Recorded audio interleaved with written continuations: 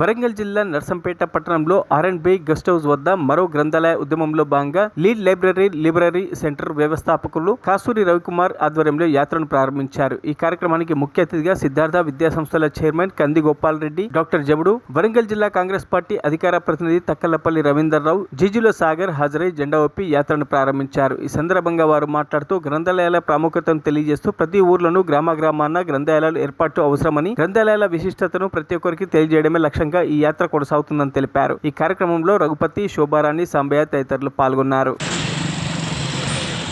గ్రంథాలయము అంటే ఈ వార్డులోనే ఉంది. గ్రంథాలు కలిగి ఉండే ఆలయం. ముఖ్య మన సంస్కృతి కావచ్చు, మతాల గురించి కావచ్చు, సైన్స్ గురించి కావచ్చు, సాంఘిక కార్యక్రమాలు కావచ్చు, ఏదైనా కావచ్చు. ఇప్పుడు మహాభారతం ఒక గ్రంథం, రామాయణం ఒక గ్రంథము, ఖురాన్, బైబిల్ ఇవన్నీ ఎలా వచ్చినాయి ముందుకెళ్తున్నాయి అంటే ఒకప్పుడు అన్నీ రాసేసి తాళపత్ర గ్రంథాలపైన, నిఘంటువులపైన రాసి ముందు వచ్చే తరాలకు ఆ యొక్క జ్ఞానాన్ని ఇచ్చేది గ్రంథాలు. కాబట్టి ఇప్పుడున్న అధునాతన సమాజంలో ఏంటంటే సెల్ ఫోన్స్ కావచ్చు, కంప్యూటర్స్ కావచ్చు, ఏదో ఇట్లా క్లిక్ చేయడము, వాళ్ళకు ఉన్న మ్యాటర్ను తెలుసుకోవడము, మళ్ళీ మర్చిపోవడము, ఇంకోటి సెల్ ఫోన్స్కు బానిసలుగా కావడం.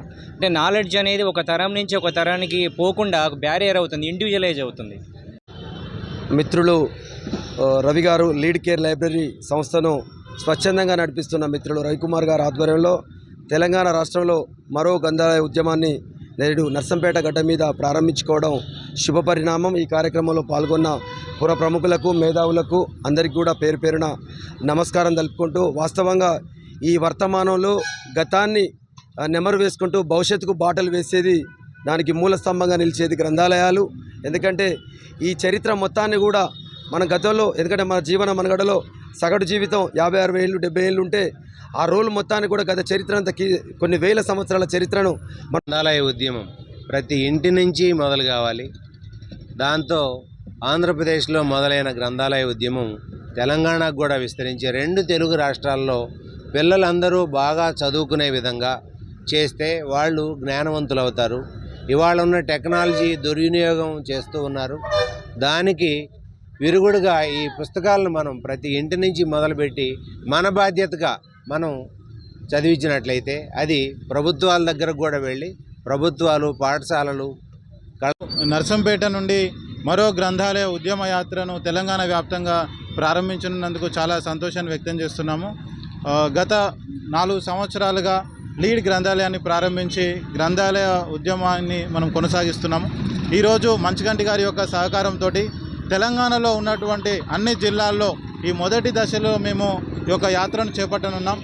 గ్రంథాలయ ఉద్యమకర్తలను మొట్టమొదటగా ఈ గ్రంథాలయ ఉద్యమాన్ని స్థాపించినటువంటి రవికుమార్ అండ్ బృందము చాలా చిరస్మరణీయులు.